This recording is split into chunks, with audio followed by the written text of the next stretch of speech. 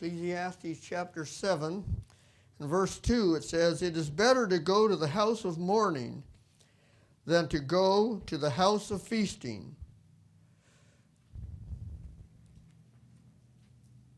For that is the end of all men, and the living will lay it to heart." It's better to go to the house of mourning. So this morning we're going to a funeral. And the wise man Solomon said it's better to go to a funeral than to a festival. And we're going to the harlot's funeral. Remember who she is? Her name is Babylon. And she's a great city. And she's a strong woman. She's smartly dressed in purple and jewels. She eats lavish food. And she's a true queen, and we learned in chapter 17 that she became the hold, the headquarters of every evil bird and every evil spirit. She became Satan's headquarters. She is false religion, and Satan has moved in at this time in the book of Revelation, right into the church, into false religion, and made that his headquarters. So in chapter 17, we saw that the harlot existed even since Nebuchadnezzar's time. She existed in Nebuchadnezzar's time, in Medo-Persia's time, in Greece's time, in Rome, in the time of the papacy, in the time of atheism, and even today, the harlot Babylon is in existence, but we're moving ahead beyond today to her funeral.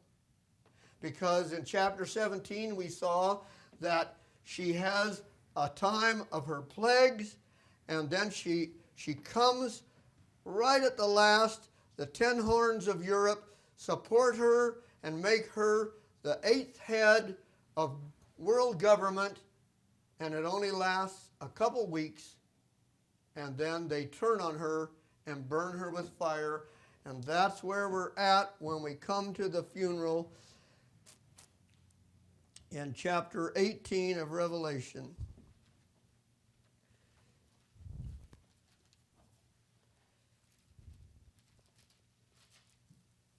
And beginning with verse 9, "And the kings of the earth have committed fornication with her and lived deliciously with her, shall bewail her and lament for her when they shall see the smoke of her burning."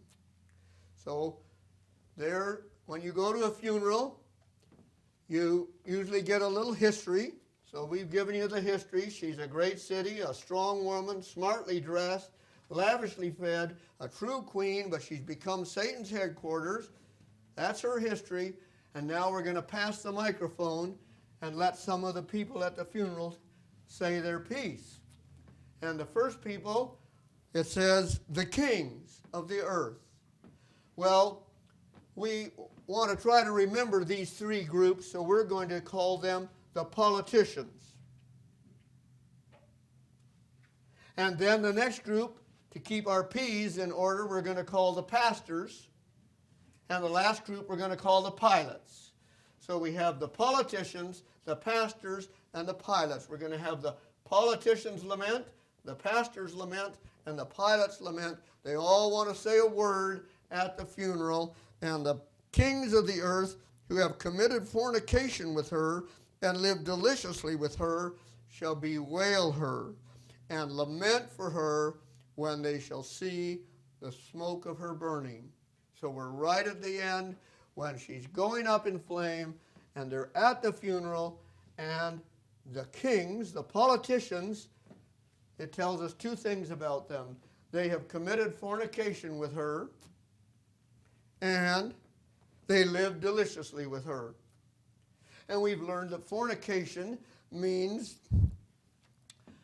union apart from marriage or apart from a legal contract. And their union has been the union of the state, the politicians, the kings, the rulers, with the church. A union of church and state. That's what they have been with Babylon throughout the centuries. The politicians have been with Babylon, and you might remember Queen Isabel determined that the best way to govern was to combine the church with the state, because the church would control the people, and if it needed support, the state would enforce the teachings, the dogmas of the church. So she took the state and combined it with the church, and it became known as the Inquisition, didn't it? And how they governed peoples and nations by a union of church and state, which is called fornication in Revelation. And that union wasn't just in Spain. All her daughters in South America and Central America took up the same system of government, using the church to control the people and the state to enforce the doctrines of the church. But they also, the politicians, lived deliciously with her. We can read about her when we saw earlier in Revelation chapter 2, and she had a little different name there, but you'll recognize her. It says in chapter 2, verse 20, "Notwithstanding, I have a few things against thee, because thou sufferest that woman Jezebel, which calleth herself a prophetess, to teach and to seduce my servants to commit fornication and to eat things sacrificed unto idols." So the politicians have not only committed fornication by combining church and state, but they've eaten things sacrificed to idols. They've lived deliciously with her because they've used seances and evil spirits to guide their decisions in governing the state. So they have not only had fornication, but food. And they say in verse 10, they're standing afar off for the fear of her torment. So they're at the funeral, but they're standing way far away from the coffin for fear of her torment, saying, "Alas, alas, that great city Babylon, that mighty city, for in 1 hour is thy judgment come." Remember, 1 hour we saw in chapter 17 was the time that the 10 horns supported the woman, the harlot. And now the politicians say, for 1 hour, and they stand far off because they don't want to be identified with her because she's going up in flame. Ezekiel 26, 15 to 17, it says, "Thus saith the Lord God to Tyrus, shall not the isles shake at the sound of thy fall, when the wounded cry, when the slaughter is made in the midst of thee? Then all the princes," that's the politicians, that's the kings, "then all the princes of the sea shall come down from their thrones, and lay away their robes, and put off their broidered garments. They shall clothe themselves with trembling. They shall sit upon the ground, and shall tremble at every moment, and be astonished at thee." That's what the kings were. And the next group are the pastors. And it says here, "And the merchants of the earth shall weep and mourn over her, for no man buyeth their merchandise anymore." And then it's going to list 7 types of merchandise here. Those 7 types of merchandise you can find also in Ezekiel 27, 12 to 22. It lists over half of the same merchandise when it talks about Tyrus. And in the next chapter, in 28 of Ezekiel, it talks about Lucifer as the king of Tyrus that fell from heaven. And so How do we know that these merchants are the pastors? Well, let's read what they have that no one buys anymore. The merchandise of gold and silver and precious stones and of pearls and fine linen and purple and silk and scarlet and all fine wood and all manner of vessels of ivory and all manner vessels of most precious wood and of brass and iron and marble and cinnamon and odors and ointments and frankincense and wine and oil and fine flour and wheat and beasts and sheep and horses and chariots and slaves and souls of men. These are people that deal with the souls of men. These are the pastors, the religious leaders. The politicians we talked about, they committed fornication with Babylon, and they ate her food and her worship of evil spirits. And they're talked about in Ezekiel 26, just before the part that we read in that we referred to in 27. And now the pastors, it says the same thing, and the merchants of the earth shall weep and mourn over her, for no man buyeth their merchandise anymore. And what's their merchandise? Well, we could just put one word for each of the 7 categories.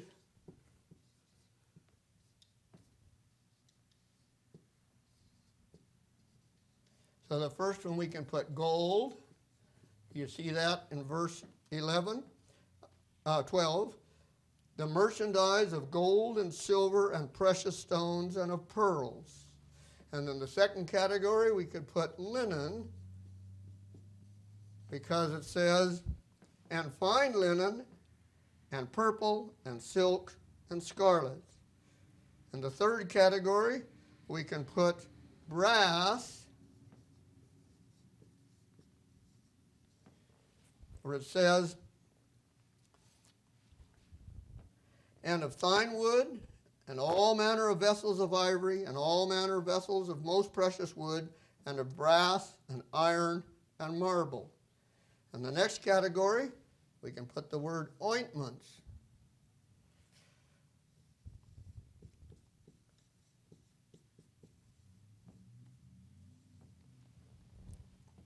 It says, and cinnamon, and odors, and ointments, and frankincense. In the next category, we can put wine, for it says, and wine, and oil, and fine flour, and wheat, and beasts, and sheep. In the next category, we can put horses.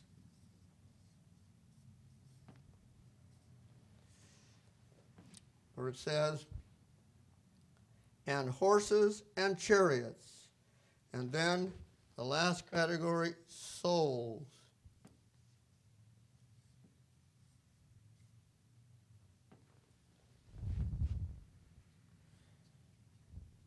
And the slaves and souls of men. So you see, these categories are what they've been selling and dealing with. And you might remember in chapter 3 of Revelation, it talks about buying and selling. Do you remember that Jesus wrote to his church in chapter 3, the church of our day, the church of Laodicea, and he said, I counsel thee to buy of me what? I counsel thee to buy of me gold tried in the fire, that thou mayest be rich, and white raiment, that thou mayest be clothed, and that the shame of thy nakedness do not appear, and anoint thine eyes with eye salve, that thou mayest see.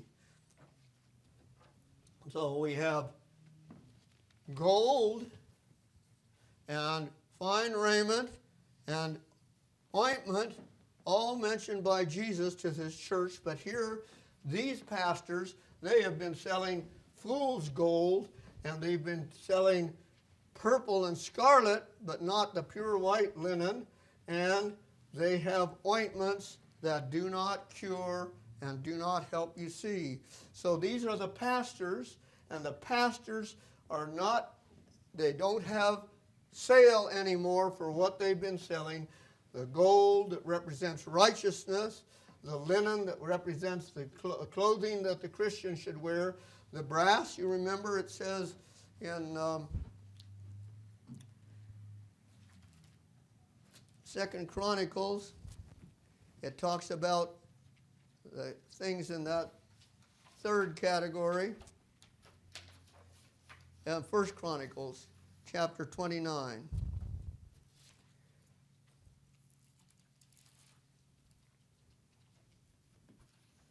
First Chronicles chapter 29 and verse 2, it says, "Now I have prepared." This is David saying what he got ready for Solomon. What's Solomon going to do with these things?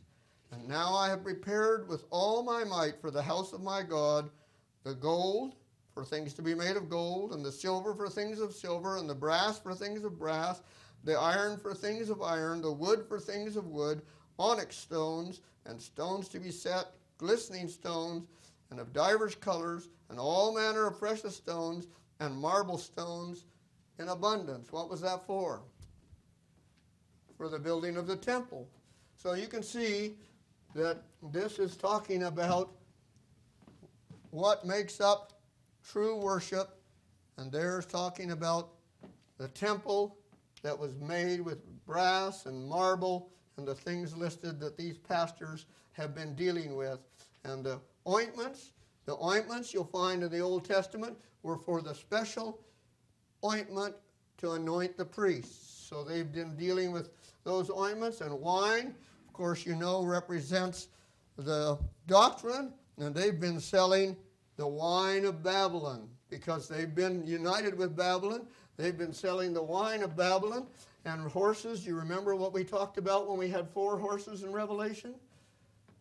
The horses represent churches or denominations. And so the denominations have made up Babylon. Even the time of Jesus, there was a church that went to the civil power of Rome to get Jesus crucified, right?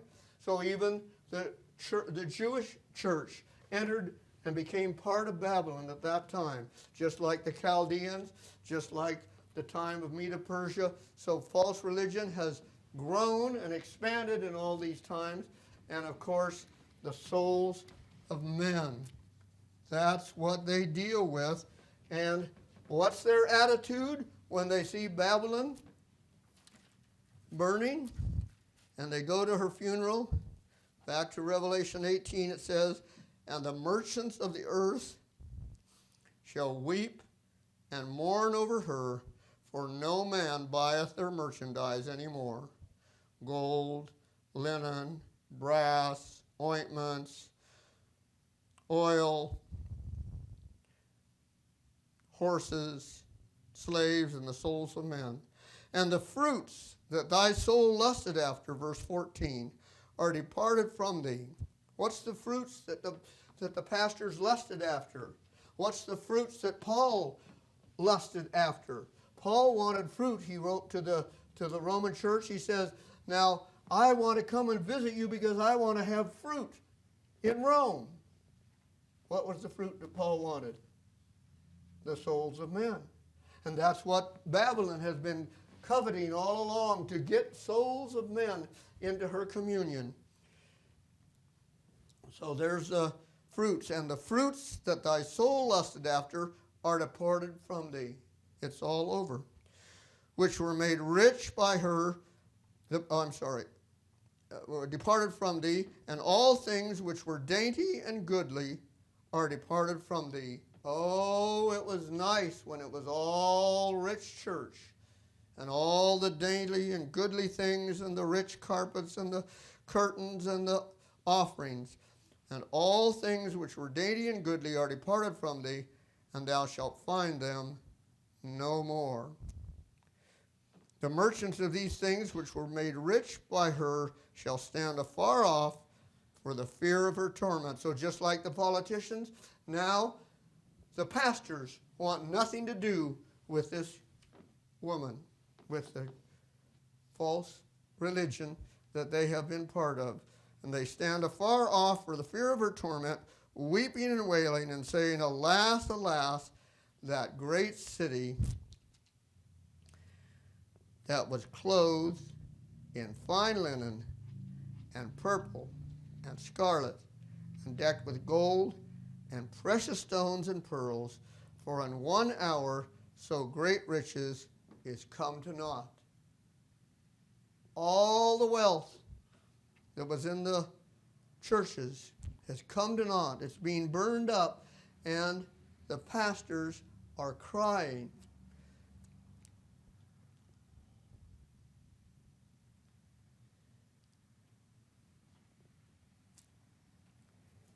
And then at the last part of verse 17 it says, and every shipmaster. So the shipmasters, I've put pilots so we can remember the politicians, the pastors, and the pilots, those who transported things, those who transported missionaries. You remember in Romans, Paul said, while you cross land and sea to convert a person, and you make them more a child of hell than they were before. And so the pilots have transported building materials, have transported missionaries, and here the pilots are going to give their lament at the funeral. For in 1 hour so great riches is come to naught, said the pastors. And then, and every shipmaster, and all the company in ships, and sailors, as many as trade by the sea, stood far off, and cried when they saw the smoke of her burning, saying, What city is like unto this great city? And they cast dust on their heads, and cried, weeping and wailing, saying, Alas, alas, that great city, wherein were made rich all that had ships in the sea by reason of her costliness, for in 1 hour she is made desolate. And we can read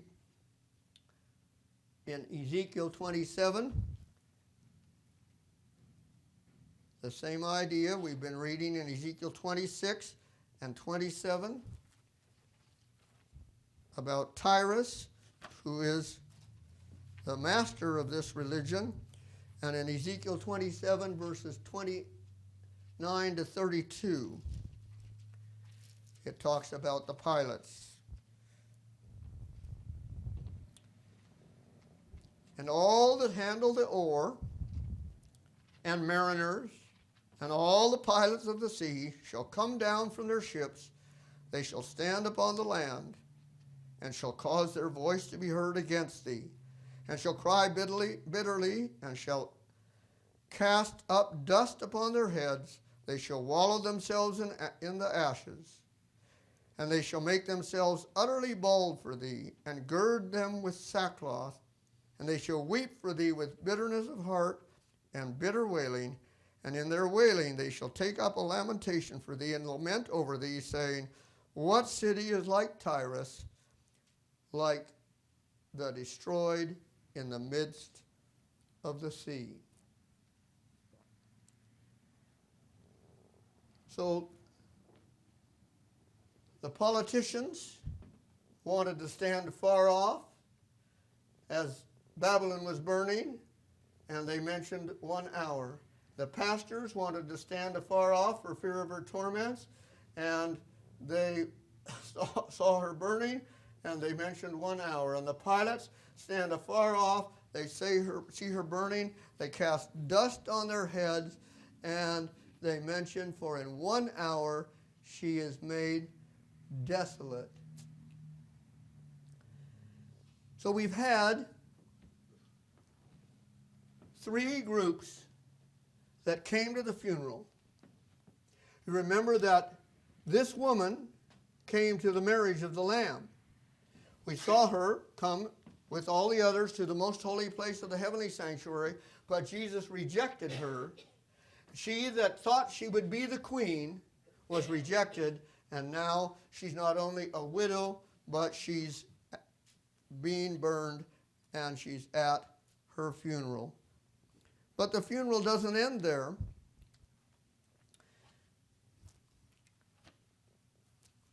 Because in verse 20 it says, Rejoice over her, thou heaven. Well, when it's talking to heaven, it's talking to those that dwell there. And remember in chapter 11, we saw that God's people dwell in heaven. So this is talking to us. And this is saying, at this funeral, there are some people that should be very happy. Some people that should be rejoicing. And it says, rejoice over her, thou heaven, and ye holy apostles and prophets, for God hath avenged you on her. And a mighty angel took up a stone like a millstone and cast it into the sea, saying, thus with violence shall that great city Babylon be thrown down, and shall be no more at all. So why is it that we should rejoice?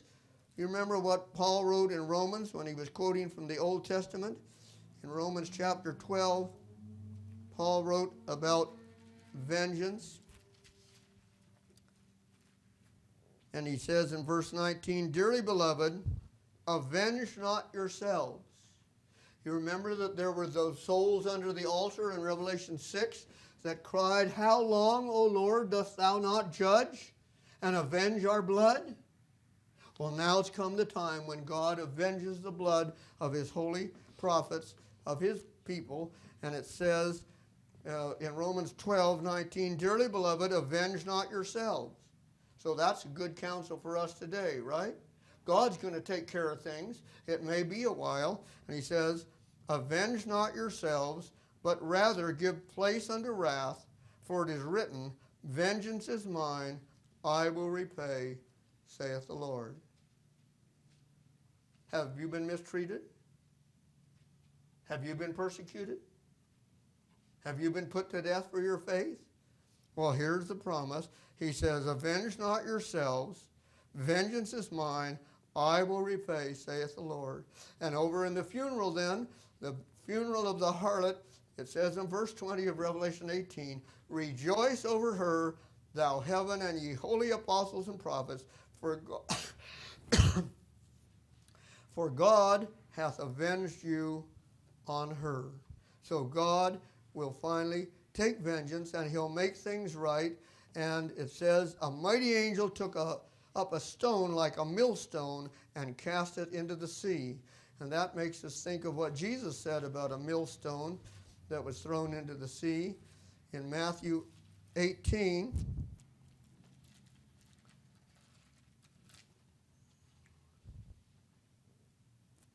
in verse 6, Jesus said, but whoso shall offend one of these little ones which believe in me. Is that what Babylon's been doing? Has Babylon been turning new believers away from the faith? Has Babylon been offending one of these little ones which believed in me? Jesus said, it were better for him that a millstone were hanged about his neck and that he were drowned in the depth of the sea. And here in Revelation 21 it says, and a mighty angel took up a stone like a great millstone and cast it into the sea, saying, thus with violence shall the great city Babylon be thrown down, and shall be found no more at all. So this is a violent end, and it's a rapid end. Have you ever seen a millstone sink into the sea?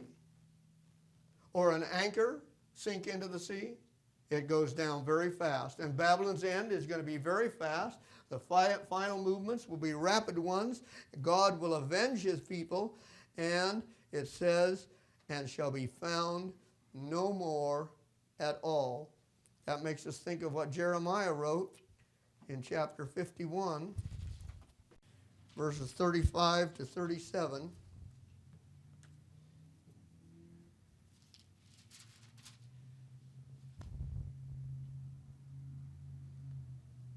The violence done to me and to my flesh be upon Babylon, shall the inhabitant of Zion say. And my blood upon the inhabitants of Chaldea shall Jerusalem say. Therefore thus saith the Lord, behold, I will plead thy cause, and take vengeance for thee, and I will dry up her sea, and make her springs dry, and Babylon shall become heaps, a dwelling place for dragons, an astonishment and an hissing without an inhabitant. And Ezekiel 26 takes up the same idea in verse 21 when it says, the last verse of Ezekiel 26, I will make thee a terror, and thou shalt be no more, though thou be sought for, yet shalt thou never be found again, saith the Lord God. And Nahum assures us of the same thing when he writes in Nahum chapter 1,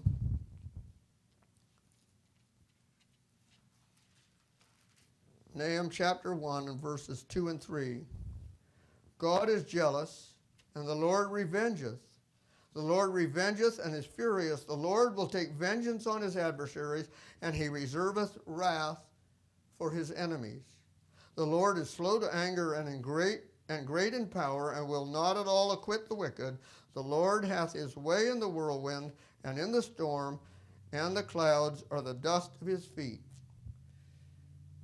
And in verse 9 it says, what do ye imagine against the Lord? He will make an utter end.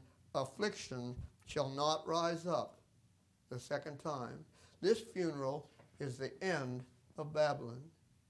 It will not rise a second time. It is finished. And the angel goes on to say,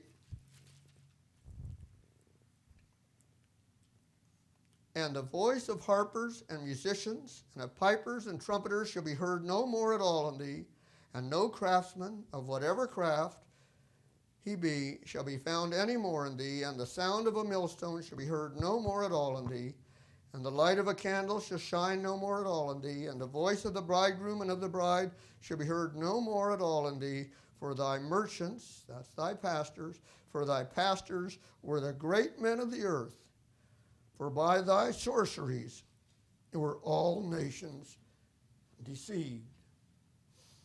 So this